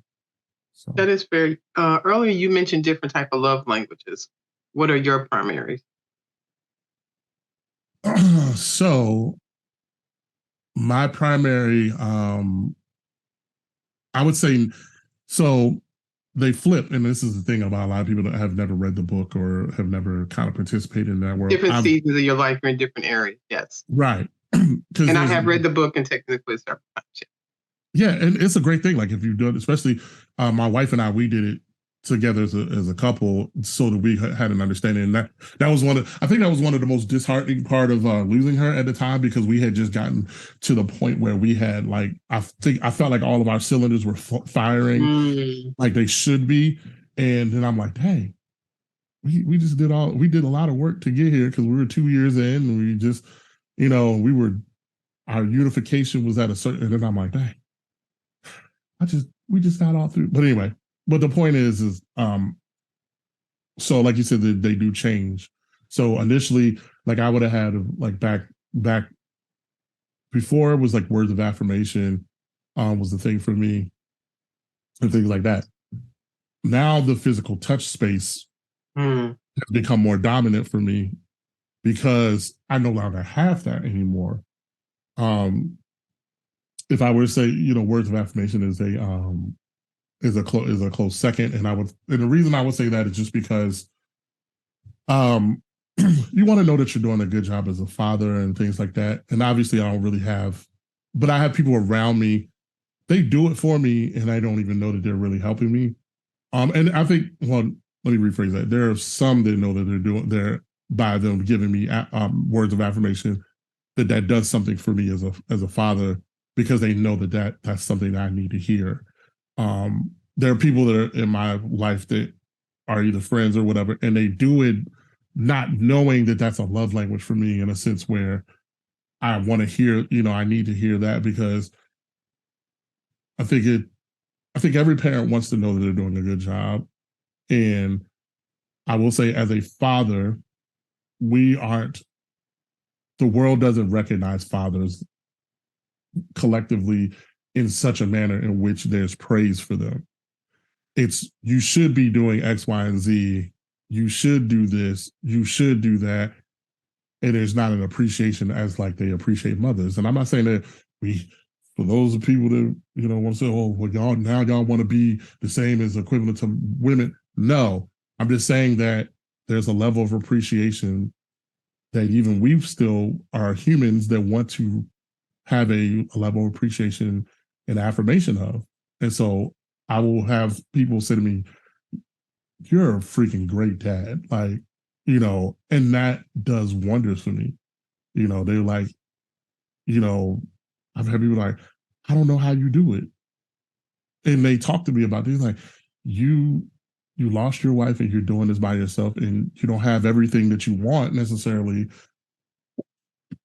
but how do you, like, how you keep going, and I don't know how you do it. Like, they say to me, "I couldn't do what you do." Those are compliments. Those things are Mm. affirming to me, because it's like, and I be looking at it, I don't know what I'm doing either. I don't know that. I don't know that. I don't know that I could, so that's my space around children, and how that involves in all of this, and where I've gotten to turning the corner about marriage or not doing it again or whatever. So Okay, that's fair. So, what is your thought on sex before marriage? right out there, huh? Boom! It was on my list. Things start coming to my Uh, mind when it's talking. I was like, well, that. So you was dancing around the other things. I was like, let me go on a circle back. He was like, they was trying to rush me to do something, and I'm not sure, and I wasn't there yet. So I was like, Oh, that was really a relationship thing, like trying to commit to a relationship and I wasn't ready. see And I this? was Yes, like, go ahead. Okay. yeah, but to answer your question, so do I believe the word of God? And again, mine goes back to the belief system. Yeah, we're not supposed to have sex before marriage. I get it. Does that happen all the time? No. I'll be the first to say that. Now, this is what I will say for me, and something I recognize differently. Previously, I'll say all the relationships the relationships, including my first marriage, didn't I didn't do it in a sense of like being abstinent prior to marriage, and those relationships all crumbled. The last two marriages I had, we were abstinent prior to, and they were successful. Some people can say that but that for me, I'm like, I have personal lived experience that says, okay, if I do it this way, they turn out better. I'm not saying that makes it end all be all. Now, I will say this: as a person that has lost a spouse on more than one occasion, people need to understand there's a whole nother conversation or a whole nother emotion around sex, and when it get you have a fire that just gets complete, like you just everybody doesn't have that, but there are You're times where talking about widow's fire now. yeah, where you just be Okay, like so ready go to ahead. get on anything and everything, and you want to do certain things, and you got to know yourself enough to be very careful getting out there in that space. And I think that's one of those things that it's not easy, because you want that touch, you wanted to deal with that, and that's a hard that ain't always easy. So I can't say that, like, because I know some people are like, well, I got to need to know if they're gonna please me before marriage, kind of thing. And I've worked in both spaces before, and so my concept or my brain space around is that on sex, when it comes to that, I feel like sex is easy. Some people don't agree with that You said notion. sex is what? Easy. Okay. And what I mean by that is that you can teach me what you want or need in order to be satisfied in that area. Right. I'm also willing to learn. Now, I know every man is not. So Well, they're I not on get the podcast. It's your conversation. right. But I mean, I just had to put that out there. So, but I'm I'm teachable in a sense, because every woman is different. So you can't Yes. go in here thinking that what you did with somebody else is going to work. And I don't believe in comparison. I don't like that. Like, don't compare me to whoever you was with 10 years ago, or what you quote unquote think was the best sex you had. I want to hear that. I'm not him.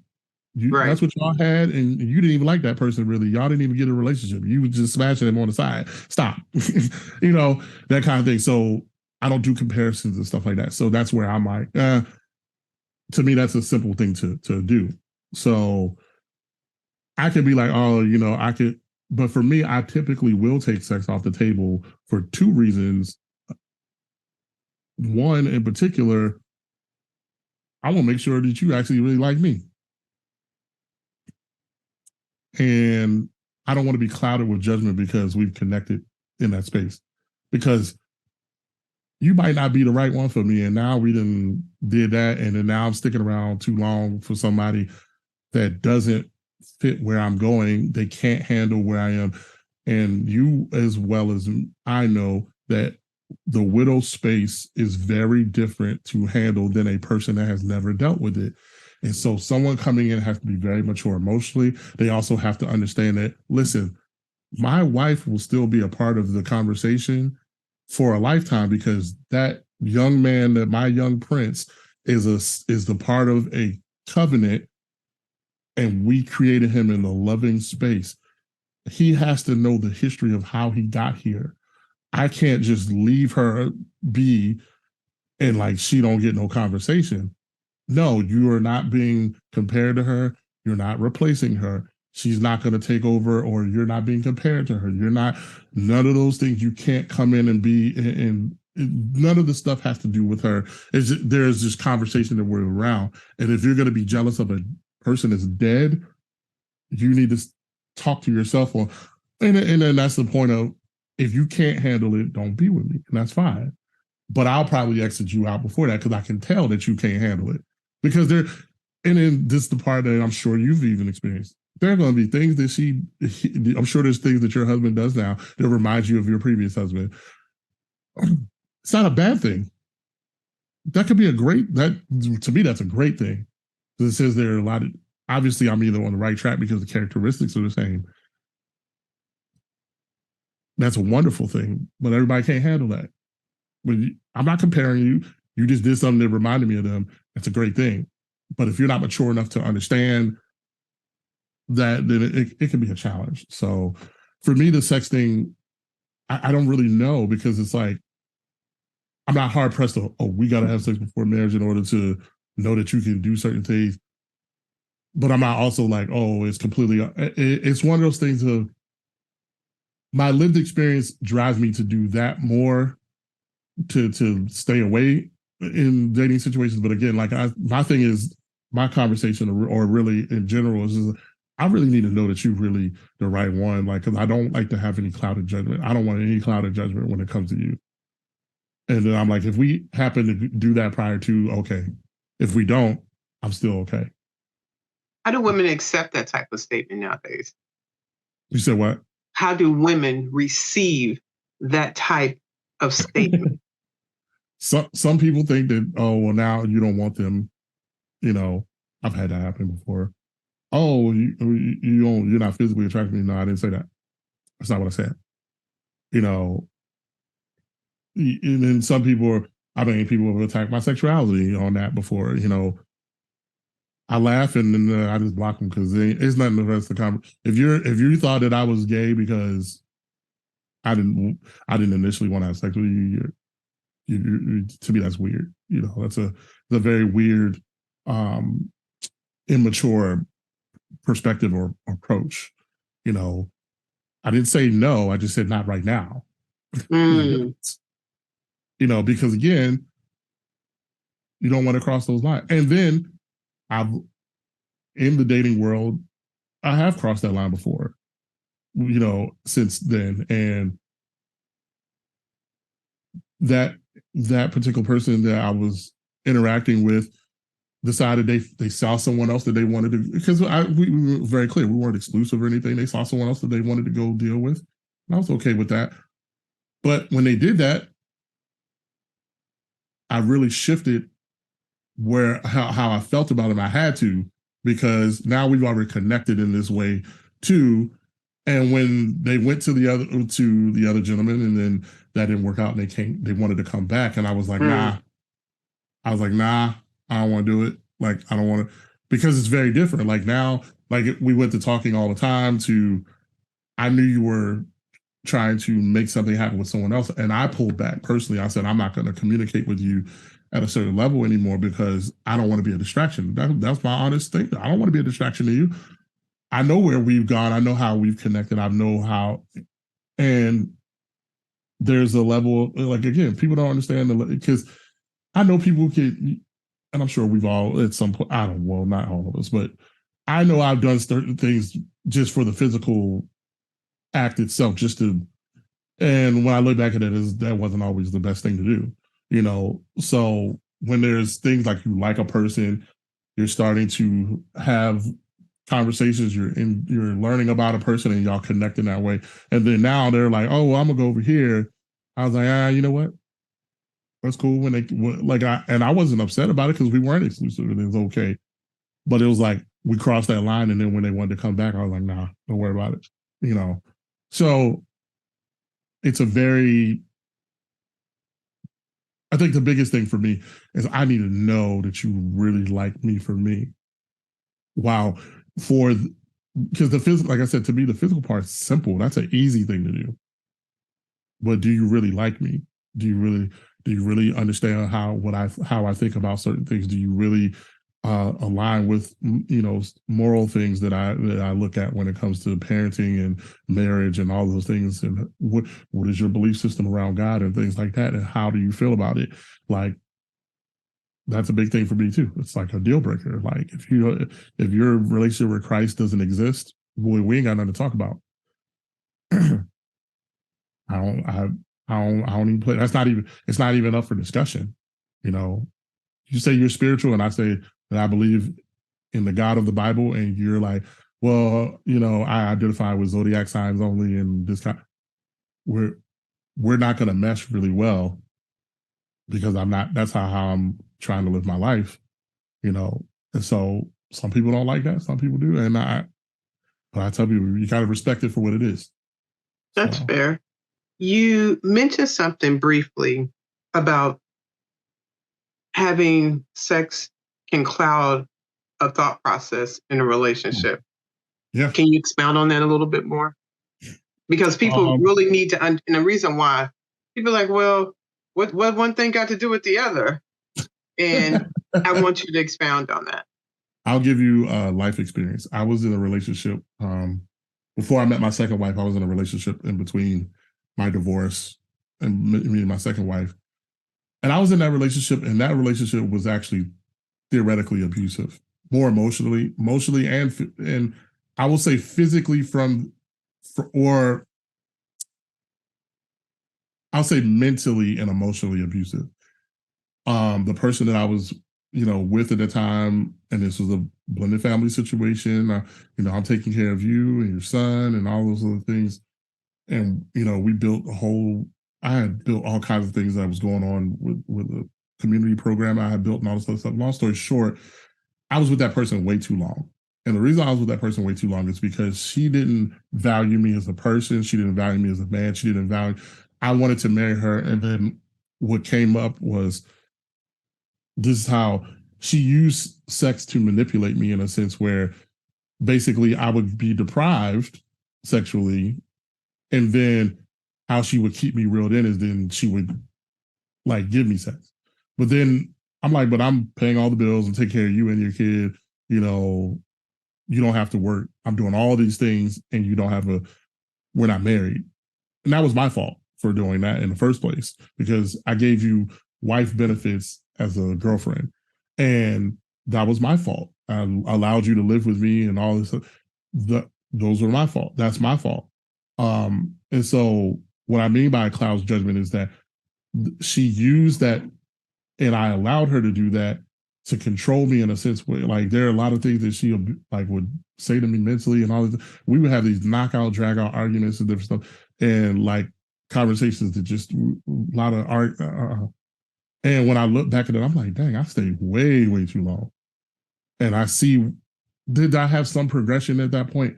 Yeah, but I was very stagnant in a lot of ways because I was trying to I was living the life that she wanted me to live because of how she would manipulate certain things. And when I've recognized it, and in that, yeah, that was a really nasty breakup. It was very, very difficult. It was a very screwed up situation. And I'll never do that again. So that's what I mean by it can cloud your judgment because had I taken more time to not to definitely not be sexually active with her, I would have left.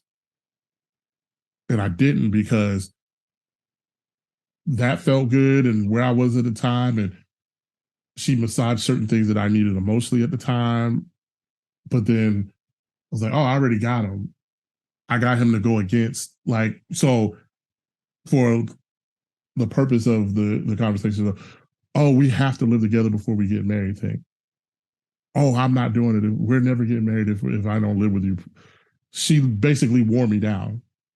And I went against the standard that I don't normally do. And when she did that, I the result of it was very difficult. It was very bad, and it was a very ugly situation. And when I look back at it, I was like, "Oh yeah, you'll never get me to do that, Joe." Yeah. And so I tell people, even from a practicality standpoint, if you're not getting married or if you're not married, I think you just shouldn't live together. It's just, I think it makes it very difficult. And I went through pure hell, and I'll never do it again. So, so yeah, I think that is how it can cloud your judgment. You may stay around with someone that is quite honestly abusive to you. It may not be physical, it may be mental, it may be emotionally, and you don't realize it because you're connecting that way sexually, and it could really like keep you from making sound decisions, and you walking away. I went against a whole standard or a whole type of deal breaker because they were just adamant about it. And when I decided, oh nah, and what really part of it was I realized or found out that she was still legally married. And I didn't know that either. So I was like, hey, you got to fix this before X amount of time. Otherwise, you're going to go. And then that was the catalyst to that. And then at the time, I can't remember exactly what was going on. She ended up contacting my pastor at the time that I was working for at the time at a church or whatever, and it became a big thing. And I ended up having to stop doing ministry I had to sit down from doing the duties I were doing there and all that, and it just be this big public mess. It was just like she made it very messy, and it was just like all because I said, hey, you have X amount of time to get completely divorced, or I was like, we can't even get married. Like I had already was at that next space, and I'm like, we're already living together and all this other stuff. I'm like, I'm trying to get married, and then I found out like she was like, well, I'm not legally divorced, and I'm like, wait a minute, you like now I'm a year in, this is so that's how sex can keep you from leaving a situation in the right amount of time because that's what helped me. It was like she knew how to, because I wasn't gonna go nowhere else. I wasn't doing it nowhere else. I wasn't out here like trying to, what I'm saying, like most of our life intertwined. And again, we live together and all that stuff. So yeah, it was just, I'd never do that. No, You thank can't you. control me Thank from you. that perspective. Yeah, you can Thank never you. control me from there. You mentioned wife benefits for a girlfriend. Now, Yeah.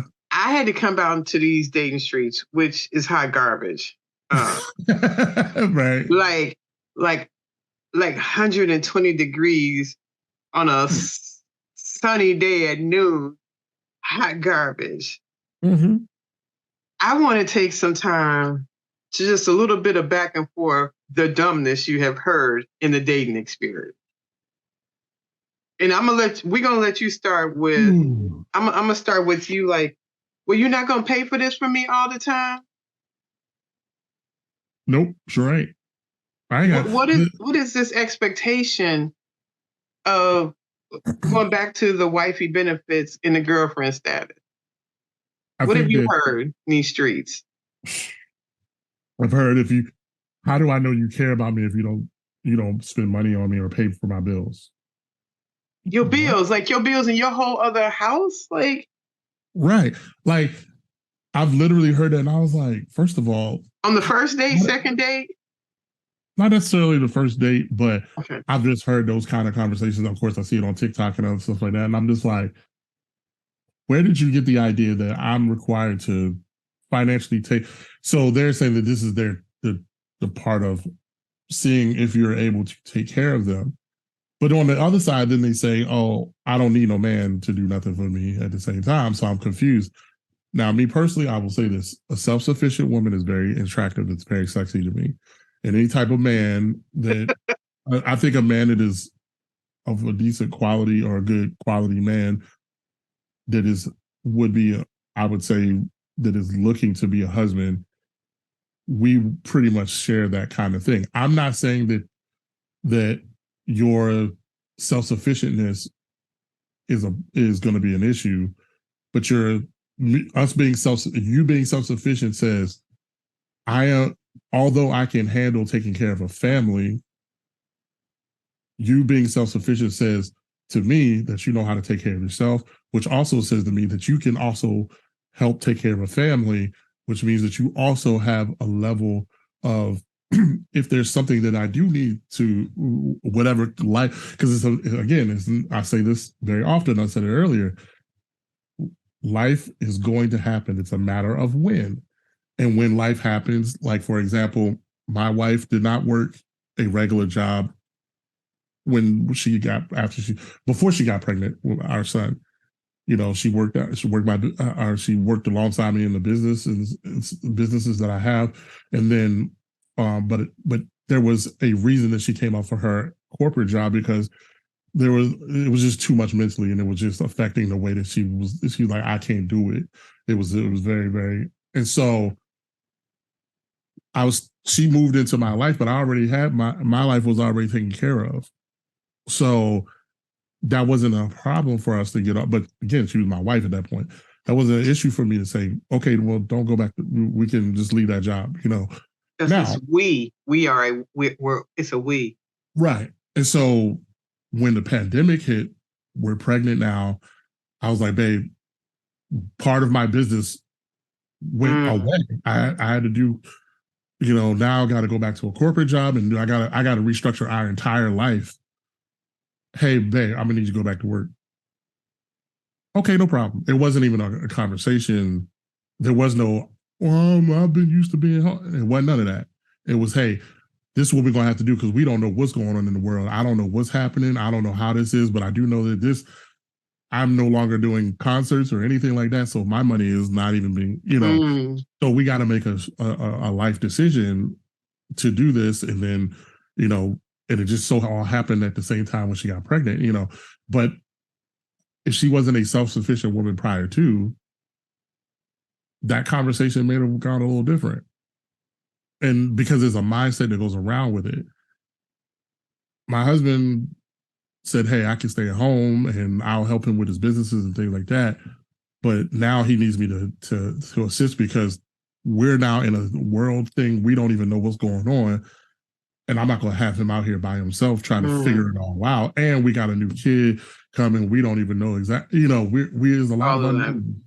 And so that's a thing, you know, so self-sufficiency is very attractive, you know, and so women that are coming with that kind of, oh, well, you need to do this, and that, and pay this, that, and the other. And I'm looking at them like, those people, if I even gather that that's the kind of person you are, I'm not going to deal with you because it's not that. And again, I'm generous enough I'm a generous man. That's not me spending money on you is not going to ever be a thing. But if your expectation is, oh, well, now we're together, so now I'm going to pay for your maintenance, like get your hair done and your neck. Weren't you doing that before? First of all, that's something that you do for yourself. I don't understand that concept of, oh, now my wife, heck, I was next to her getting a pedicure. So, like, I was right there with her. So my thing is that to me was a benefit of being my wife. Like, pay for your hair and your nails and all the other things, because at that point, your life is a part of responsibility but I think ultimately we should all do what works for us as a couple. It shouldn't be a group project. I don't care what people do on the internet. I don't care. What I like to do is, I know what I like, and whoever I'm with, we will come to that agreement. If we're not on the same page around that kind of stuff, it ain't even nothing for us to talk about. And if you can keep yourself, this is where those conversations happen before sex happens, that won't cloud you from like, man, that was so good, I'm gonna get that up. Like, because that is a real thing. Let me pay for these nails, man. Let me pay for this haircut. Yep. I'm gonna tell you that's a real thing. Like I gotta miss out on that. But if I ain't never had it, I ain't gotta worry about it. Clear mind. So I received the opposite when I was dating. Like, you don't need no man to do nothing for you. You don't need no man to pay your bills. You don't what you do everything. And my sexuality was challenged. I had a picture up of me in the gym or in my military uniform with my daughter. So instantly it was just using my, let me say this, DBA phone number because I had a Google Voice phone number. I wasn't giving anybody my real phone number out in these streets. You ain't wrong for that. You're not. And I remember so many times, like, well, you got those pictures, like you know, you lifting weights and you in an army uniform, but you tough, you don't need no dude. I was just like, I'm in the military, dude. What are you talking about? How do people take that? I've been trying to figure that out. Like, how you? She's just in the. and I was like, how do we evolve that you? But I will say this: texting somebody and then talking to them, Yes. two different things. So when I hear people talk about they've been dating this person long distance and they've never met them, and Yeah, in the love show with Catfish them. still exists. That's why the show Catfish still exists. Because I'd be like, what? How you on? What you mean you dated and y'all ain't never? So Like, before my husband, the gentleman I'm married now, I was dating somebody long distance. We saw each other, but right, I have learned starting a long distance relationship takes a lot for you to really know who a person is because you're not in that correct. space. And after that, gentleman, I was like, I will not do it again. You need to be within 20-mile radius. I need to see mom and them, everybody. I need to be able to be up in Right. your space because now my late husband, we were together, and then his job it became long distance, but that foundation existed. But the foundation was built, Right. and that's the thing. It's like So will foundation. you do long distance? If so, how does that look for you? Okay, so I'm not a fan of long distance. I'm gonna tell you that right now. I'm not. Okay. I tried it when I was a lot younger, very very young, like when I was in my young adult life. I don't think I would ever do it again. At least not from the perspective of starting off that way. Like me and this person met from a long distance perspective, and then we saw each other, but it wasn't. I wouldn't do that now. Starting from this perspective, like we were in the same city, and then ended up like similar to like I could do that, Right. and so long distance for me like is not a problem. Like I don't have like there's someone that I've dated since my wife or whatever, and we were in the same city. Now we're not, but do we still do things? Absolutely. Do we still see each other sometimes? Sure. Oh, is Isaac off the table? Is he off the market, lady? No, okay. So I say this like I haven't I don't know how to exactly say I when. love how this is such a fumble. It's a yes or no question, bro. I, Why are you making this complicated? because I'm single, but I'm not available, kind of thing. Like it's like, but no. So, but this is I would say, I think this is what I was telling you before. I was like, I've interacted with a lot of women. And of course, like I said, it's very different for me because trying to determine who I'm going to stay. I remember the 100, the phone went down and Yeah, down. and this I is remember. the only person like that I've gotten to a space where like they're the only person I've Isaac is off the out. market right now, ladies. Just saying. I mean, because he seems to have a hard time saying No, that. no, I was just saying I was going into the funneling thing because it's like trying to funnel down, like I said, I've interacted with different. I'm like, and I was like, okay, well now, like, you know, how do I get to the next space? Because then there's still the space that in the grief process, And there is a duality. is They a cannot separate duality it. that I'm like, man, I've been working through the scarcity of fully committing and getting into like a lasting relationship, that there's still some fear. And I've been honest with her about it. I've said, but I said that. But one of the things that I also, even just in general, when I first got out, I was very honest about hey, like I'm going to make sure that I don't leave any stone unturned. Mm. because again, going in this space requires the maternal space.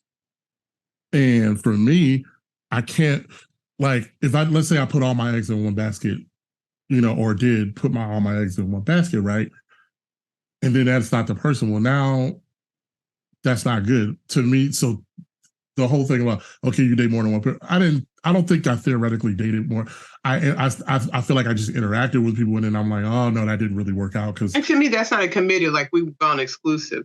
But you bring Yeah, up yeah, a yeah. point, What? breaking up once you become widow or widower, breaking up in a relationship has a whole nother level Right.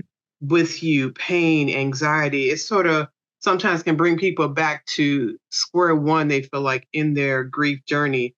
But I'll just say, if you've been widowed and you date somebody and break up, it hits you different. I'll just say that. Yeah, yeah, so it would hit you different. So like I said, even with that situation with the young lady, we were just starting, but it wasn't a long time, but it was just like, but I had crossed certain space, when it came to sex and things, like I had crossed that space and I was like, oh crap.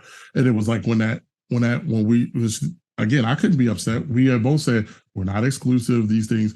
And I think that was one of those things. It's like, okay, I didn't want to leave any stone unturned. And I've been very honest about that from the beginning, you know, because I have to move different. I have to be very sure of you because that means my son is going to be involved. Yes. And that's where that part has to be solid. And I got to make sure that we agree on a lot of it's the core things that we need to agree on. Number one, I believe in, the Bible is our blueprint, things like that. Your attitude about marriage is more from a biblical perspective versus how our society looks at marriage. I don't look at marriage as a business and things like that. I look at it as a covenant. And is there a business aspect to it? Sure, but that's not in my thought process. How do you decide, or like from a financial standpoint, what's your thought process? Okay, is your expectation, I'm going to be the passenger princess all the time, or or do you, or is your thought process is we contribute together? How does that look from a relational standpoint? All of those things are very, very important. Are you a hothead and you can't, when you get upset, you just go off? Are you that kind of person? Because if you're that person, I can't do that. We know that disagreements are going to happen, but can we have a conversation? Can we pray together? Can we do some type of Bible study together, or devote? Those kind of things make a difference, because if those are the things to me that are glued that are going to keep us together. The centering of God in a lot of it. But if we don't have that, I don't think it's going to work. And so that's not as easy to do as a widower, and be a father at the same time, because I'm like, I have to the comb, and I think even women should do this. Like, you have to be a fine tune, like you have to really be looking at all of those things. How are you going to respond when life happens? Because again, life is going to happen as a matter of when. How are you going to deal with that? I've had life changes even since losing my wife. How can you be around? Are you able to handle me emotionally? Are you gonna like flake out and leave me hanging, and now I feel abandoned again? Because people, contrary to belief, we feel abandoned as widows. Yes. As widowers. It's a level of abandonment, and I even had to learn. I was like, dang, like I feel like that conversation. I'm sure you had the conversation. I'd be like, dang, we done had it. I was like, we had this kid. I didn't have this son. He was a promise. I know we worked so hard for him to get here, and then now you ain't here. Like, what's up with that? Like, why did I have to stay back? And then I think about, I'm like, I'll be like, man, I feel like it's unfair, God. Like, she didn't get to be the mom, and then God had to remind me, she is his mom. She did. She was his mother. She did get the opportunity to be a mother.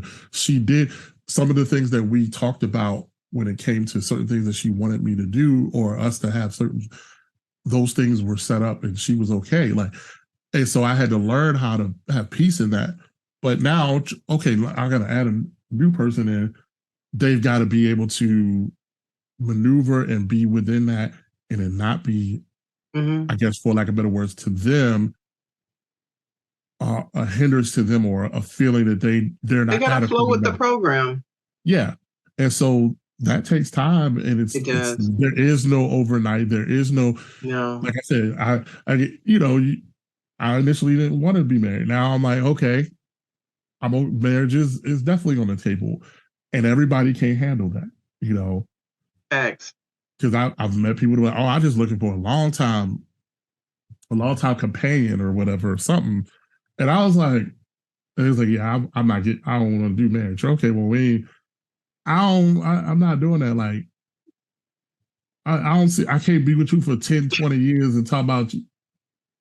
I don't want to, This you know, my friend. right. Yeah. Yeah. I ain't having no special friends on my obituary. You know, I don't want that. I don't want that. 10 years at the family barbecue. Yeah. But I'm also like, the same thing about, and I know some people, I know this is a conversation in the dating world too, is, oh, well, some of these guys will have you meet their parents and they don't even really, I'm the opposite. If I don't think you're going to be around, you're not meeting my mama. You, both my parents, now my parents are, my father is gone now, but that was how I've always been there. Like, if I don't think you're going to be around, you ain't meeting them. Why would I bring you around them? No. No No. chicken. You not even know we having a barbecue. No. Right, and well, the part, and here's the thing: I've been living away from my family anyway, so it wasn't like you could just ride up the street to mom's house or something like that, or my granny or something when she was still alive. No, it wasn't none of that. You couldn't do that because we live states away from each other. So, but if you meet my mom or like at the time, hey, you could bet your bottom down. I think a hell of a lot about you, and I'm You considering leveled being up. around. Yeah. So, and everybody ain't gonna be able to do that. And so it's been a journey because I've been learning even myself and being honest. And then the other part of it too is any women that I've had any um conversations with or interacted or whether we gone out on a date or not, part of in that process, I shared some of my vulnerable spaces emotionally about grief and how they responded to really determine how I move with them. And this is why I said I funneled down so much because most people were not mature enough to handle those vulnerabilities. Now I didn't get too deep with a lot of it, but it would be just the surface of, hey, like today I just don't want to deal with nobody. Like, so if you text me and I don't text back, please don't get upset with me. But your attitude shift when I do go back to contact. Well, then I don't want to deal with that because I gave you something that was very vulnerable and you weren't able to handle it because there are things from a grief perspective that you're not going to be able to handle. Right. Or I mean, at least I'm not going to know, but if I express it to you, I might just need your support. I don't necessarily be like, okay, well, if you'd have just said, hey, I'll be here when you get back, I'd have been cool, but you weren't like that. And I'm sure you understand that too. For sure. For sure. Well, this has been a journey, and I feel like we have just about uncovered every stone we could have uncovered. Yeah. But I want to ask you, like last time, to wrap up this conversation. If you feel like something maybe you thought we would cover in this conversation, we didn't, but however you want to wrap it up. I'll say this, when it comes to the dating space and or what you want to do when you move forward, do what works for you. You can't worry about other people because listen, I've been through that before where other people they've even got on social media indirectly and said, well, there's no replacement for her and this, that, and the other. And it's like, hey, there isn't a replacement. There isn't a replacement. I'm not trying to replace her, but I'm still here and I still have life and I still want to live it. And you might not like that and you may not agree, but if you're not able to support me, then you have to also evaluate who you keep around. Some people, you might have to get rid of them. They may have to go away because I'm going to move this way, but make sure that decision is your decision. it's not involved or moving on other people's. And I think that a part of it is to, if you're not getting therapy, get therapy, even when it comes to this space of moving forward in from a dating perspective on how you handle that. Because what you don't want to do is you got to have someone that you can bounce these ideas off of. And my therapist was very good. Like, oh yeah, I think you should be, interacting with women and things like that. Like, she was like, there was a point where she was like, nah, I think you should wait. I think you should wait.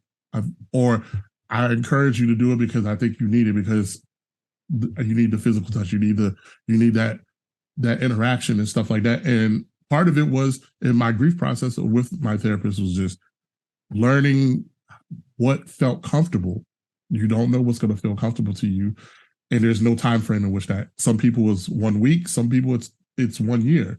You don't know what feels comfortable for you to move on. But I think that if you want to date and move on and you decide you want to get married again, I think that's a wonderful thing.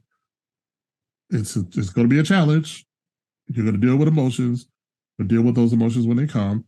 And someone that's going to be with you has to be able to be mature enough to help handle it. And if they're not willing to do that, don't force them to. And it's okay to back away from the table if that person isn't the right one. Well, Isaac, thank you for being here. Thank you for letting me hunt you down. Thank you for all the tea coming in. You didn't have to hunt me down too much. I was right there. And I will continue. You can continue to find Isaac and I hanging out on TikTok. As long as we got a TikTok, I guess there is. Listen, I swear, they just, don't get me started on how that's y'all focus in the comment. Okay, got it. Okay, so we're gonna say bye. Bye. We're gonna talk about this after we stop recording. Right.